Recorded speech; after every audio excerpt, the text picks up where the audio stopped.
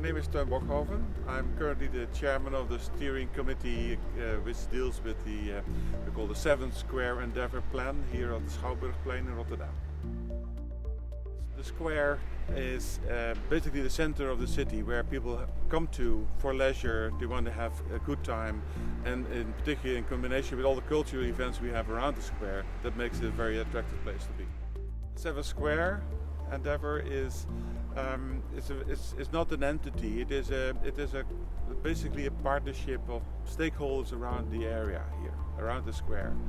With 7 Square Endeavour, we try to inspire all the stakeholders, all the parties who have an important role, like the building owners, the theaters, the concert hall, to concentrate themselves on the collective effort to make the square climate neutral in 2030. And that's our basic goal. The square has always been intended to be a square where people can, collect and come into the center of the city. Lately we have tried to get more cultural events here and make it more an actual center of the city, because Rotterdam has been, severely damaged after the Second World War, so everything had to be rebuilt. And of course it also requires that you have a new center of the city, very close to the shopping areas and the central station. By getting more activities here, we try to be, create the center of the city. Look, the carpet is here, I think, for about 4 or 5 years now.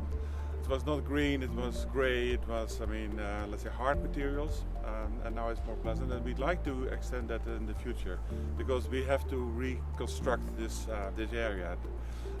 Basically, this square is the roof of the parking garage below, and this roof needs to be redone. And that's where we take an opportunity here to reconstruct the whole area and make it more consistent to what we call as a green and climate neutral area. But also we have stages for the cultural events. We bring more connection to the surrounding restaurants and bars. And of course we like to combine it also with the climate measures and energy transition measures we want to do. So basically it's a very comprehensive and plan with all the aspects together. Well, I think the parks and the areas, you have to realize many of the cities now have a problem with overheating in the summer. So we have the heat islands, what we call, and that has to be tackled. And we see that by increasing green areas, increasing parks, trying to create less stone, less hard materials in order to absorb excess rainfall, which we have in the summer, and avoid flooding. So you try to combine a number of elements to really see that. And that happens not only here, but it happens all over. Well, climate adaptation is not something you can select from one area. Climate adaptation is something which should be in the policy of all the cities in the world at the moment. And I think this comprehensive approach we try to achieve here is shared also in other elements and other areas in the city. We have, of course, to deal with the builders, the building owners, and occupants of the buildings, because they are the main stakeholders with regard to how we can, challenge them to participate in the investments which are needed. So they need to be inspired by the idea that collectively we can do more than everybody individually can ever achieve. So that's the main thing we try to involve them.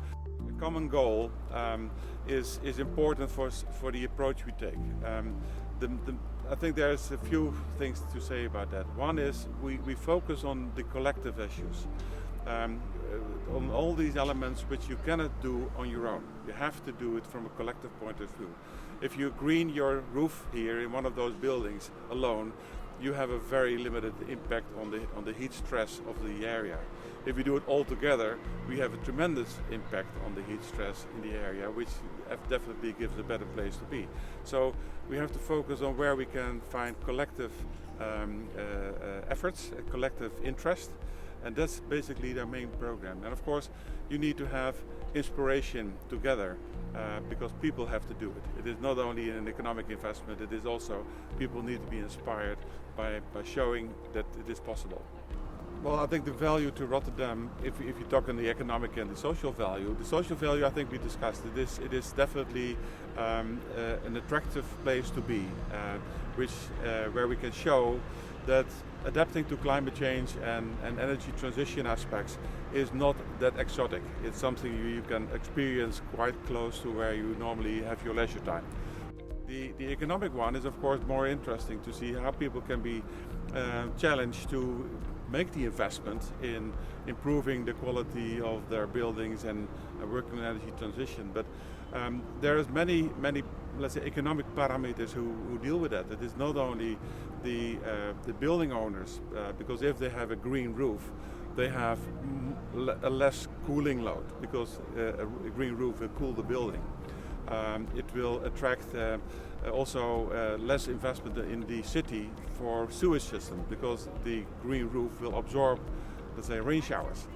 That makes the water authorities interesting, and they provide money because they avoid investments in getting all kinds of drainage and other water sewage systems. So there's a multiple of elements, multiple of arguments why people should invest.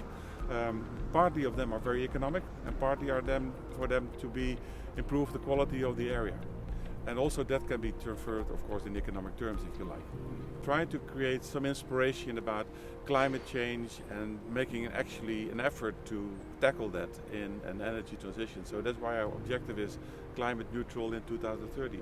And the fact that we have a cultural square here, we think it could be an inspiring example also for other squares in the area or in the world, who already show some interest, because it will be good to share ideas, to collect other experiences and see how we can improve that. As this is a kind of an example. We have exposure to a lot of people, citizens who come here, and we want to show how, let's say, adapting to climate change can be fun, can be, let's say, also in combination with increasing pleasure.